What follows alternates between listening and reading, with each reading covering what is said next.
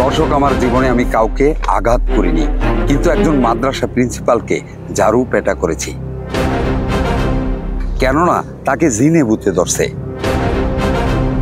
সেই জিন ভূত তাড়ানোর জন্য তাকে ঝাড়ু পেটা করতে হয়েছে। শুধু তাই নয় দর্শক, একজন নবীকে স্বপ্ন দেখেছেন বলে দাবি করছেন, পরে দেখতে পেলাম তাকেও জিনে ভূতে ধরছে এবং তার উপর থেকে জিন ভূত তাড়াতে গিয়ে তাকে লাথি উষ্টা সহ মারধর করতে হয়েছে। দর্শক, কথা না বাড়িয়ে চলুন সর্বপ্রথম কেন একজন মাদ্রাসা প্রিন্সিপালকে ঝাড়ু পেটা করতে হয়েছে সেই দৃশ্যটি প্রথমে দেখি। ছাত্রীদের সাথে যে আপনি ফোনে কথা বলছেন, ছাত্রীদেরকে যে আপনি ব্রহ্মহরানি করতেন আপনার অফিসে, ছাত্রীদের উন্নয়ন টান দিতেন, ছাত্রীদের আপনি বিভিন্ন ব্যাট দিয়া লাঠি দিয়ে বিভিন্ন স্পর্শকাতর জায়গায় আপনি আঘাত করতেন, ছাত্রীদেরকে ফোন দিয়ে এখন I love you, good morning, ছাত্রীদেরকে মোবাইলে বলেন প্লিজ দিন। আচ্ছা, কোন তো আপনার মতো মানুষকে কি ক্ষমা করা যায়? আচ্ছা, কোন তো আমাকে কি আপনার মতো মানুষের এই মনে করেন যে আপনার মতো মানুষের দায়িত্বে যে মাদ্রাসা থাকে ওই মাদ্রাসার ব্যবহার করা যায়? আমার মেয়ের কোনো নিরাপত্তা আছে? আমার বোনের কোনো নিরাপত্তা আছে? 8-9-এর মেয়েগুলা যাদেরকে আপনি ডিস্টার্ব করছেন, আপনার কাছে কি এগুলো অন্যায় মনে হয় না? মানে অন্যায় মনে হয়নি? কিন্তু বলতে পারবো না কি প্রমাণ নাই? আমার ফোন আমি আপনার হাত সরকার কোথাও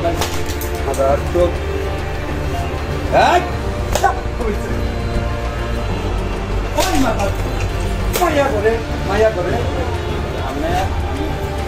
আপনাদের ওই মাদার তোর মতো হুকুর আমাদের মূর্তিটাই ওই শহরের বাচ্চা তুই কেমনে মাদ্রাসার ছাত্রী করে আই লাভ ইউ কর, কেমনে আই লাভ ইউ কর? ওই শহরের বাচ্চা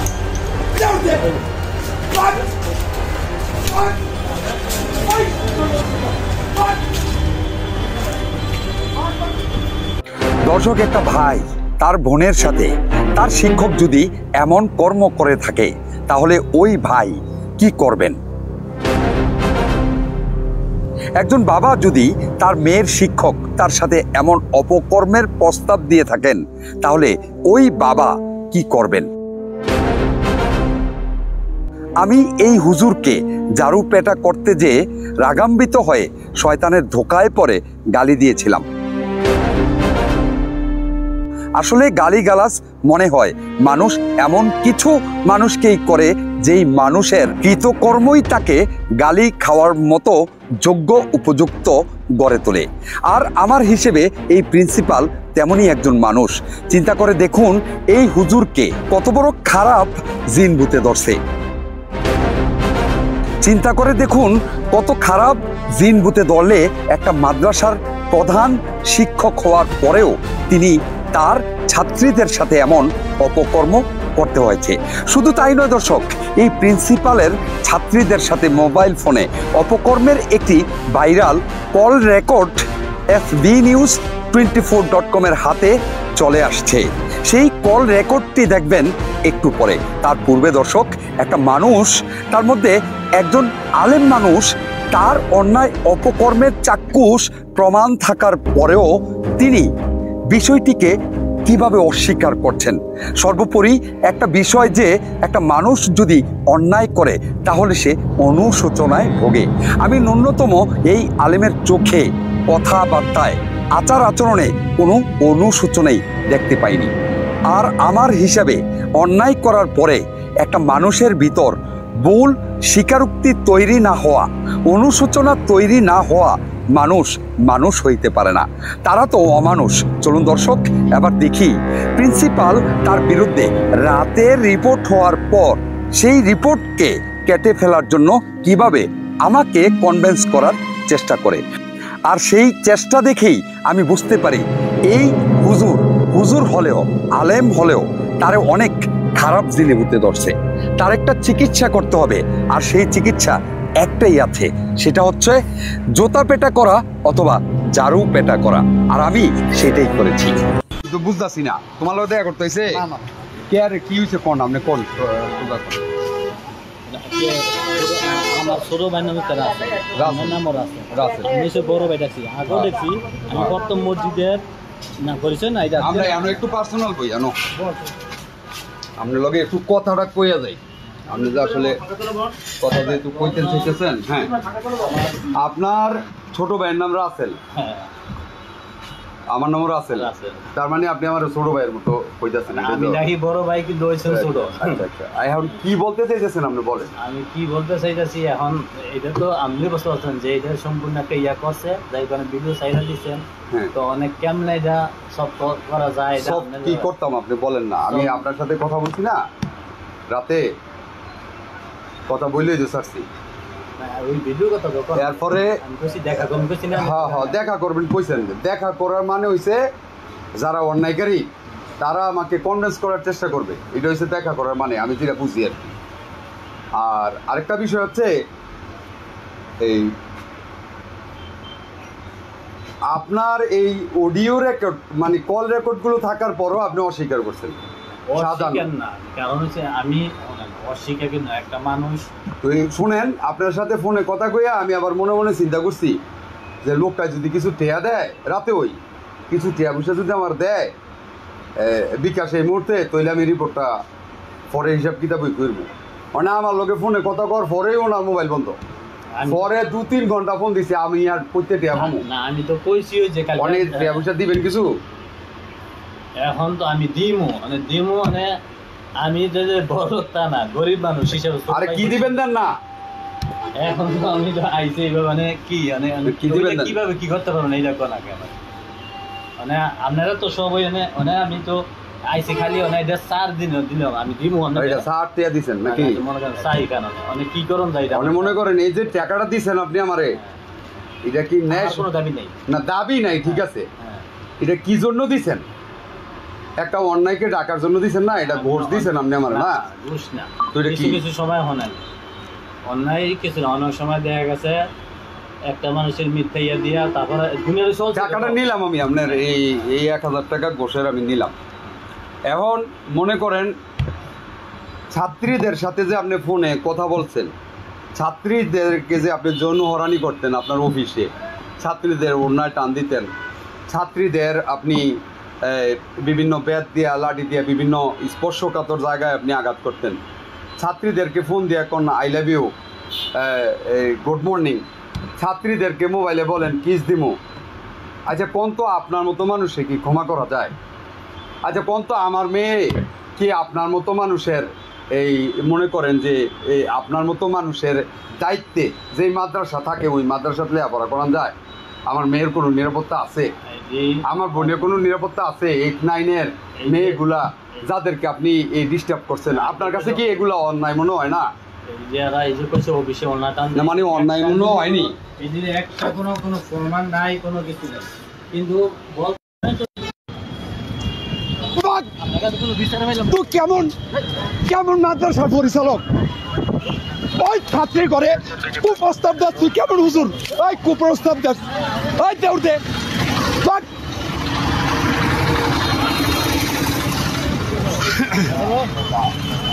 হাতে একটা মাদ্রাসার অধ্যক্ষ ছাত্রীদেরকে মোবাইলে কুপ্রস্তাব দেয়। আমার আবার ঘোষ দিতে হয়, সেটা ভিডিওটা সরাই নিতাম, তেলাকে ফিটাই দিলাম।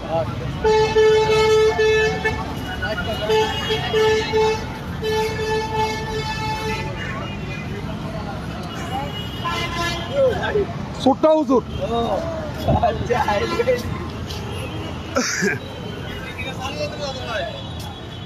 আওয়া আপনারা তো কি জানি মনে করতেছেন, হেতে একটা মাদ্রাসার সুপার, হেতে ছাত্রী ঘরে মোবাইলে কল দিয়ে আই লাভ ইউ জান একটা কিস করবো, এই সমস্ত আকামুকাম সে আমার টাকা দিয়ে রিপোর্ট কাটতে এসে। আমরা ঠিক আছে ইয়া কি মাদ্রাসাটা রে আরে ওরা নিয়ে গেছি তারা মাইরা, তার কত বড় সাহস থেকে ঘুষ দিতে হয়েছে ভাই আমার ভিডিওটা সরাইতাম। একটা মাদ্রাসার সুপারের কাছে যদি 8-9-10-এর ছাত্রীরা নিরাপদ না থাকে, তার মতো হুজুরে ফিসাটা ভাঙ্গা গেল করে আরো পরে মারলেন না ফিসাটা ভাঙ্গা গেল গা। দর্শক আসলে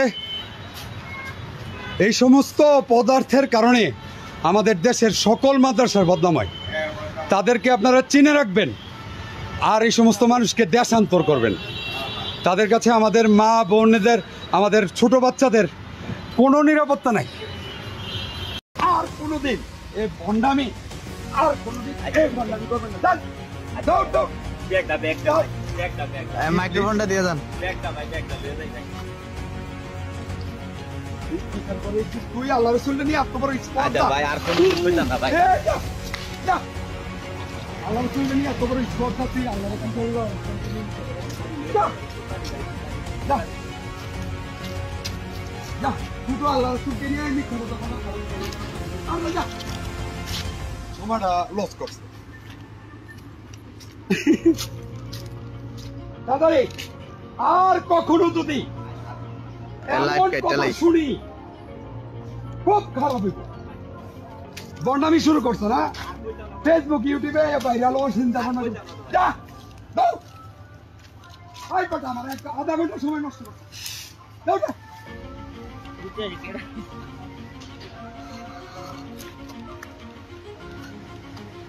আলে ব্যস্ত হয়ে গেছো। দাও।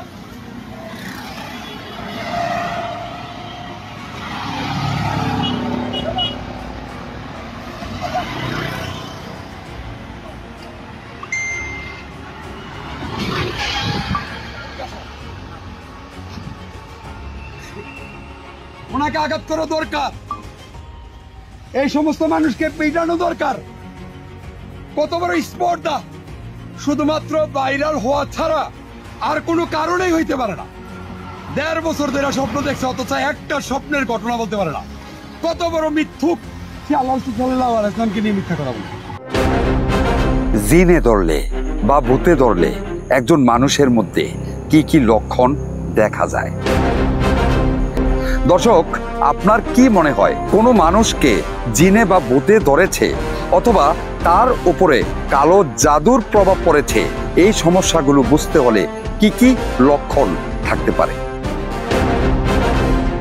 আমার মতে এক কথায় বলতে গেলে একজন মানুষের মানবীয় গুণাবলীর পরিপন্থী কিছু করলে তাকে জিনে বা ভূতে ধরেছে বলে মনে করা হয়।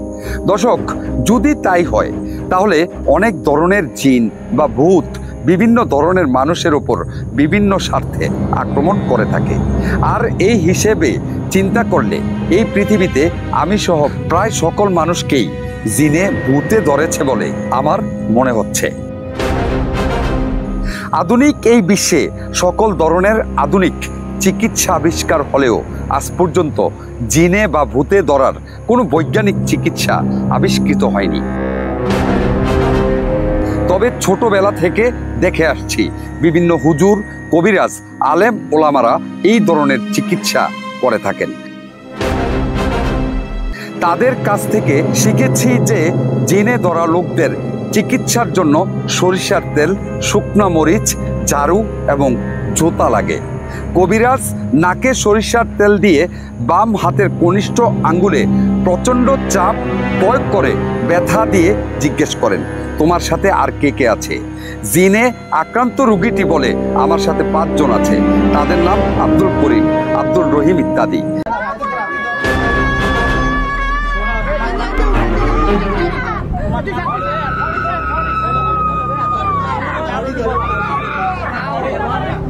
এই যে ছেলেটা এখানে দেন, তারে নাকি কালো জাদু করছে। দেন না কি রে, দেন না কি রে, দেখেন তো এখানে আসছে কিভাবে? এখন হুজুরে দোয়া করতেছে।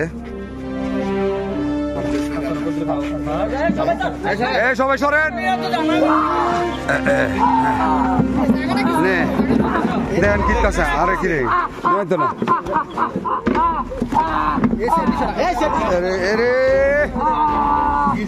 সবাই সরেন, সবাই সরেন। দে তারে আরেকটা দে, আরেকটা দে, আরেকটা দে। হ্যাঁ আরেকটা দে, আরেকটা দে। দেখছেন নি আমরা দেখছি যে যে কলা গাছের রসটা আনছেন, কালো জাদু নাই? হ্যাঁ,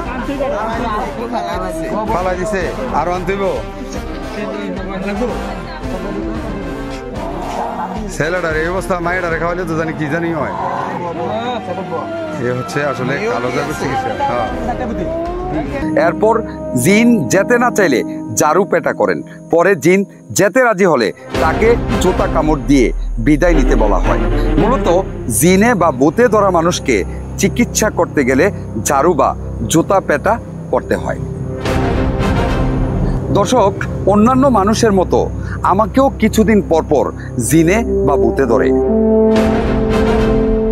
শুধু তাই নয়, আমাকে ধরা জিন এবং ভূতের সাথে প্রায় সময় আমার তর্কাতর্কি করতে হয়। একদিন আমার উপর ভর করা জিন আমাকে বললেন, কিছুদিন পূর্বে আপনি গৌরীপুর সুবল আফতাব উচ্চ বিদ্যালয় থেকে ম্যানেজিং কমিটির নির্বাচনে অংশগ্রহণ করেছিলেন, কিন্তু নির্বাচন হয়নি। বিনা ভোটে বিনা প্রতিদ্বন্দ্বিতায় ম্যানেজিং কমিটির 1 নং সদস্য হিসেবে নির্বাচিত হন। তবে সকলের লক্ষ লক্ষ টাকা লাগলেও আপনি মাত্র 17,000 টাকার উপরে কিছু টাকা খরচ করেছেন নির্বাচনে বিজয়ী হতে। এই কথা কি সত্য? আমি বললাম, হ্যাঁ, একদম সত্য কথা। তখন আমার জিন আমাকে বললেন, আপনি কি জানেন আপনার এই স্কুলের প্রধান শিক্ষক সহ অন্যান্য শিক্ষকদেরও জিনে বা ভূতে ধরছে? আমি বললাম, কই, আমি এমন কথা শুনিনি তো। তখন জিজ্ঞেস করলেন, রাসেল ভাই, প্রশ্ন করতে পারেন সেটা কিভাবে? একজন প্রধান শিক্ষকের কাজ হলো শিক্ষা প্রতিষ্ঠানের সুশিক্ষা নিশ্চিত করা, ভালো রেজাল্ট করার প্রচেষ্টা এবং স্কুলের উন্নয়ন করা। কিন্তু যদি তিনি এমন কিছু করেন যেটা করা তার জন্য একদমই অনুচিত, তাহলে সেটা কি প্রমাণ করে না যে তিনি খারাপ জিন বা ভূতের দ্বারা আক্রান্ত হয়েছে? তাকে মূর্খ খারাপ জিনে ভূতে ধরছে? আমি আমার জিনকে বললাম, কি বলছো তুমি, আবল তাবল, একটু বুঝিয়ে বলো। তখন আমার জিন আমাকে একটি উদাহরণ দিলেন। গৌরীপুর সুবল আফতাব উচ্চ বিদ্যালয়ের 80 বছর পূর্তি উপলক্ষে যে অনুষ্ঠান করা হয়েছে তার ব্যয় ছিল 18 লক্ষ টাকার মতো। এই ব্যয় কি স্কুলের উন্নয়নে কোনো কাজে এসেছে? এই 18 লক্ষ টাকা ব্যয় করে যে বঙ্গবন্ধু কনসার্ট করা হয়েছে, সেই কনসার্টে কি কোনো কল্যাণ হয়েছে? যদি কোনো প্রকার কল্যাণ না হয়, কোনো উন্নয়ন না হয়, তাহলে কি মনে হয় না যে প্রধান শিক্ষক ও ম্যানেজিং কমিটির সদস্যরা জিন এবং ভূতের শিকার হয়েছে? তাদেরকে অনেক খারাপ মূর্খ জিনে ভূতে ধরেছে। আমি বললাম, সেটা কিভাবে? তখন আমার জিন বললেন, রাসেল ভাই, সংবিধান অনুযায়ী ম্যানেজিং কমিটির নির্বাচনে অংশগ্রহণ করতে হলে মনোনয়ন ফরমের মূল্য মাত্র 1000 টাকা, অথচ আপনাদের কাছ থেকে নেওয়া হয়েছে 15,000 টাকা।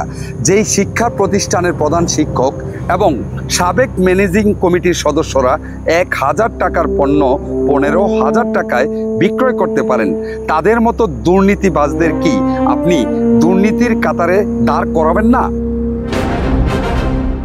আমার জিনকে বললাম, তুমি যে কথা বলছো এতক্ষণে আমি হালকা হালকা বুঝতে পারছি। কেননা একজন মানুষের মানবীয় গুণাবলীর বাইরে গিয়ে কিছু করলে তাকেই জিনে বা ভূতে ধরেছে বলে মনে করা হয়। প্রিয় জিন ও ভূত, আমি তো আপনাদেরকে দেখতে পাই না, তবে আপনাদের সাথে কথা বলতে পারি। আপনাদের যুক্তি যদি মেনে নেই, তাহলে পৃথিবীতে সবাই কোনো না কোনো দিক দিয়ে জিনে ভূতে আক্রান্তের শিকার হয়েছে। যখন আমি এই কথা বলি, তখন আমার জিন আমাকে আরও একটি প্রমাণ দিলেন যে আপনার শিক্ষা প্রতিষ্ঠানের প্রধান শিক্ষক এবং অন্যান্য শিক্ষকদেরও জিনে ভূতে ধরছে। আর এটা যেমন তেমন জিন ভূত নয়, অনেক খারাপ এবং মূর্খ জিন ভূতে ধরছে। তখন আমার জিন বললেন, রাসেল ভাই, আপনার কি মনে আছে নির্বাচন চলাকালীন সময়ে একদিন এশার নামাজের পর আপনার সাথে নির্বাচন করা এক প্রার্থী মোটর সাইকেল নিয়ে জিয়ারকান্দি সরকারবাড়ি জামে মসজিদের সামনে দেখা করতে আসছিলেন, আর তার মোবাইল ফোনে গৌরীপুর সুবল আফতাব উচ্চ বিদ্যালয়ের প্রধান শিক্ষক সেলিম সাহেব আপনার সাথে নির্বাচনের বিষয়ে কথা বলছিলেন? আমি বললাম হ্যাঁ মনে পড়ছে, ওই দিনের কথা তো আমি কখনোই বলতে পারি না।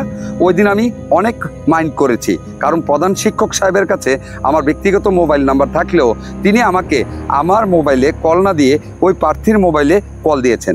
যেহেতু বিষয়টি গোপন রাখার চেষ্টা করেছেন প্রধান শিক্ষক, তাই আমি প্রমাণ হিসেবে কথোপকথনটি রেকর্ডিং করেছিলাম। তখন আমার জিন আমাকে বললেন, হ্যাঁ আপনি ঠিক বলেছেন। আচ্ছা, ওই দিন প্রধান শিক্ষক ওই প্রার্থীর মোবাইলে আপনাকে কি বলেছিলেন, আপনার কি মনে আছে? আমি বললাম অবশ্যই মনে আছে এবং কথোপকথনটির রেকর্ডও আছে। তখন তিনি বললেন, তাহলে বলুন তো প্রধান শিক্ষক ওই দিন আপনার সাথে কি বলেছিলেন? তখন আমি বললাম, ওই দিন প্রধান শিক্ষক আমাকে একটি অফার দিয়েছিলেন। তিনি বলেছিলেন নির্বাচনে অনেক টাকা পয়সা খরচ হয়, কিন্তু কিছু টাকা দিলেই বিনা প্রতিদ্বন্দ্বিতায় নির্বাচিত হওয়া যাবে।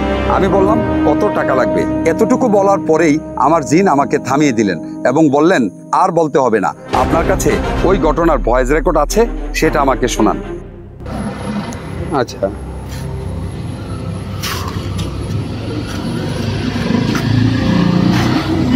আচ্ছা, অনেক টাকা পয়সার বিষয়টা যে স্যার বললেন কেমন লাগতে পারে? আমি তোর রাত্রে আমার কথা বলি। আচ্ছা, জানাই কথা বলি, আমি তোর তোমার লোক তুমি শনিবারে কথা বলি, এ কারণে শেয়ার করো না। না স্যার, এটা আপনারা আমার কথা, আপনি বিশ্বাস করে কথা বলতেছেন স্যার, এটা আনঅফিশিয়ালি ঠিক আছে, আমি বুঝতে পারছি। কিন্তু স্যার এখানে আমি চাইছিলাম স্যার নির্বাচন করে যাইতাম। আমি তো নির্বাচনের পক্ষে, নির্বাচন করার পক্ষে। জি স্যার। কারণ তোমরা যদি চিন্তা করতে না চাও রাজ্যে করা যাবে না, আমি এটা বলে দিচ্ছি বলছি। আচ্ছা আচ্ছা, আমি বিস্তারিত রাত্রে কি করে শুনি আবার তোমার জন্য তোমার জন্য শনিবার আমি সকালে আসে জি জি জি, একটা জায়গায় একটু বুঝতে পারছি একসাথে। আচ্ছা ঠিক আছে স্যার, ঠিক আছে, আচ্ছা ঠিক আছে, আমি দুজনকে রাইকে যা করা করতে বুঝতে পারছি। আচ্ছা ঠিক আছে, ওকে জানাই বিস্তারিত, আপনার সিদ্ধান্ত নিব স্যার। নির্বাচন হয় নাই না, নির্বাচনের ভয় নাই, আপনি আমার আব্বার আদেশ, একটা ভোট পাইলেও তুই নির্বাচন করবি, এটাই, আর আমি এটাই বাস্তবায়ন করবো স্যার। কি বলেন? আমি তো তোমার কিছু আগে অবশ্যই স্যার, এই অবদান আপনার থাকবে, এটা আমি জানি স্যার। তুমি দুজনে ডাকলো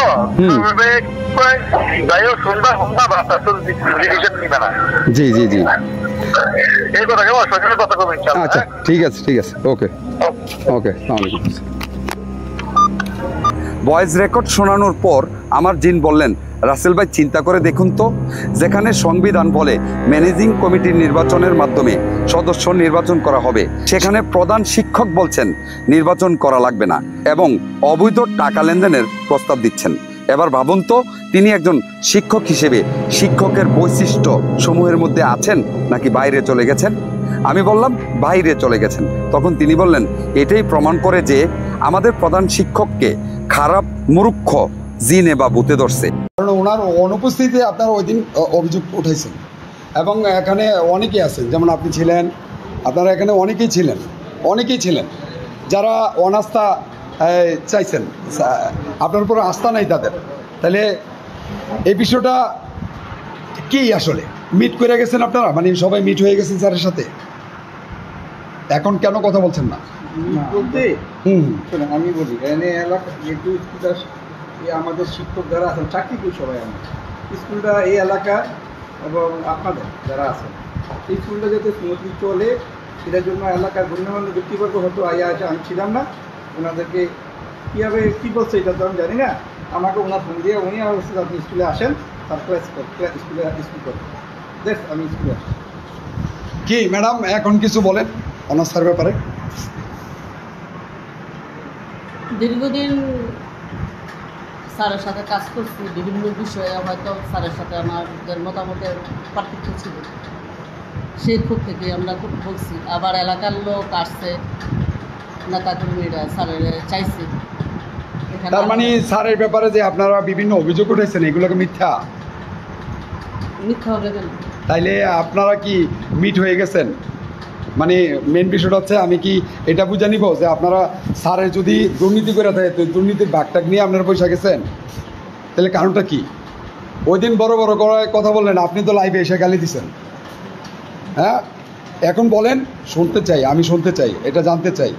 কিছু কিছু নাটক চিরতরে শেষ করতে চাই। আপনি শুনতে চাইলে তো এটা না, স্যারের সাথে আমাদের কখনো সম্পর্ক খারাপ ছিল না। আচ্ছা আচ্ছা আচ্ছা। তো ওই দিন যে একজন মেম্বার, আমাদের পুরনো মেম্বার, সে আইসা সবাই উস্কানি দিচ্ছে এখানে আইসা। সে বলছে যে সব ছুড়ে ফেলান, সব ভাঙ্গে ফেলান, এই মুচ্ছা ফেলান, এই করে ফেলান, সেই করে ফেলান, আওয়ামী লীগের চোর এখানে থাকতে দিব না, দুর্নীতিবাজ এখানে থাকতে দিব না, এরকম করে সবাই রে, প্লাস আরো অনেক লোক ছিল, সবাই উনি গরম করে ফেলছে। ঠিক আছে, গরম করে ফেলতে যাই না, শেষে কি হয়েছে, ওই ইয়েতে আমরাও কিছুটা হতবিহ্বল হয়ে গেছি। যাই হোক, আমি একটা কথা ওই ফাঁকে ভুলে আমি বলে ফেলছি, আমি সাথে সাথে আবার সরিও বলছি এখানে যে আমার ভুল হয়ে গেছে, আমি সরিও বলে ফেলছি। এখন পরবর্তীতে স্কুলে আইসা আবার কিছু বিএনপির যারা নেতৃস্থানীয় লোকজন আছে, আমাদের টিচারদেরকে কাউকে কোনো কথা বলতে দেয় নাই, তারাই আইসা ব্যাপারটা। কারা কারা, দু একজনের নাম বলেন তো। এখানে সবাই দেখছে তারা কারা। এর ভিতরে আমাদের চেয়ারম্যান হাসান সাহেব ছিল, বিপি জাহাঙ্গীর ছিল, তারপরে মাহবুব সরকার ছিল, এরপরে এখানে মাসুম ছিল, শাহ আলম ছিল, এরকম যারা নেতৃস্থানীয় লোক তারা এখানে আসছে, তারা বসাই দিছে। তার মানে এর আগে আওয়ামী লীগের নেতার কথায় আপনারা এই কাজটি করছেন, স্যারের অনাস্থা চাইছেন, স্যারের ব্যাপারে বিভিন্ন অভিযোগ করছেন। আমরা কারো কাছে যাই না। তাহলে অভিযোগগুলো সত্য কিনা আমি এটাই তো জানতে চাই। যে অভিযোগগুলো আপনারা উঠাইছেন, অভিযোগগুলো আমরা তো কোনো আপনি রাখেন, আপনি রাখেন, কথা বলি নাই, আমরা বলছি কারো কাছে কোনো অভিযোগের কথা বলেন নাই। মানে অনাস্থাটা কেন চাইছেন? সেটা স্যারের বিরুদ্ধে এটা ছিল, আমরা ক্ষোভ থেকে বলছি, এখন ক্ষোভ থেকে বলছি, এরপরে তারা এগুলারে বাড়াবাড়ি করছে। আচ্ছা আচ্ছা, আপনি তো ছিলেন ওইদিন, এই স্যার আপনি তো ছিলেন, কি হয়েছে, কেন অনাস্থা দিয়েছিলেন? আজকে কেউ কিছু বলছেন না। দর্শক, শুধু প্রধান শিক্ষককেই জিনে বুতে ধরছে বিষয়টা তা নয়, তার সাথে স্কুলের অনেক শিক্ষককেও জিনে বুতে ধরছে এমনটি মনে হয়। শুধু তাই নয় দর্শক, সেই শিক্ষকদের ছেলেফেলেদেরকেও জিনে বুতে ধরছে বলে মনে হয়।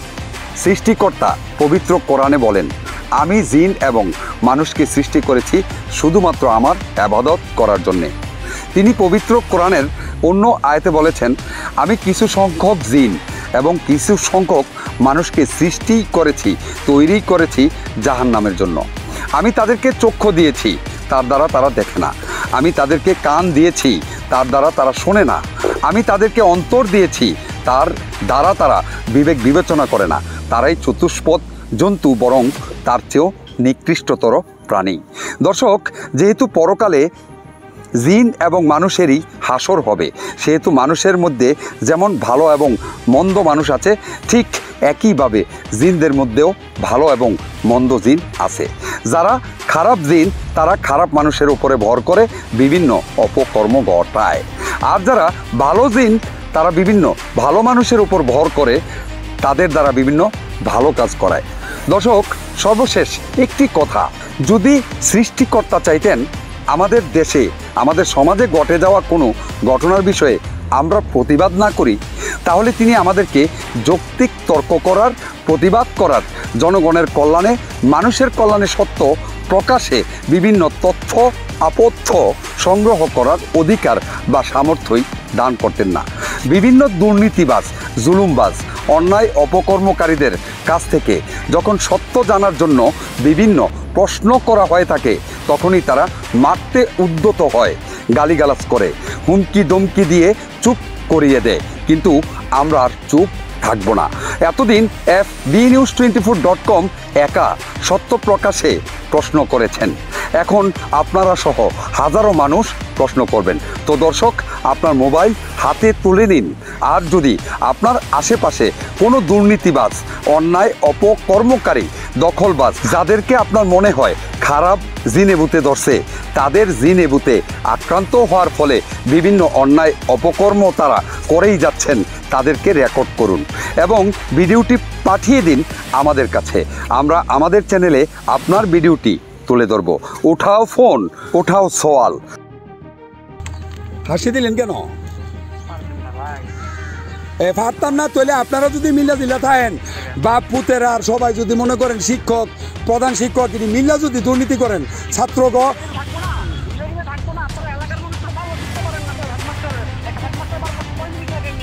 ও ভাই, আমি কি গুন্ডা? আমি কে ভাই শুনেন আমি কই আমাদের মনির চেয়ারম্যান আছিল নুরুজ্জামান আছিল আমি কি গুন্ডা আমি সন্ত্রাস কারো গিয়ে দৈরা থাবা দাবার কইলে তারি হাও এটা আপনি পারেন সাধারণ জনগণ পারে আমি পারি না আমি আমার নিয়ম অনুযায়ী যাইতে ভাই এটা আপনি পারেন আপনার আব্বারে বইলা দেন শিক্ষার নামে যে অপশিক্ষা দিছে এই শিক্ষিত জাতির কাছে ক্ষমা চাইতে যেই লোকটা লাইভে সে মানুষকে গালি দিতে পারে যেই শিক্ষক লাইভে সে মানুষকে গালি দিতে পারে সে শিক্ষক হইতে পারে না শিক্ষক নামের কলঙ্ক এবং সে সমস্ত শিক্ষককে অপমান করছে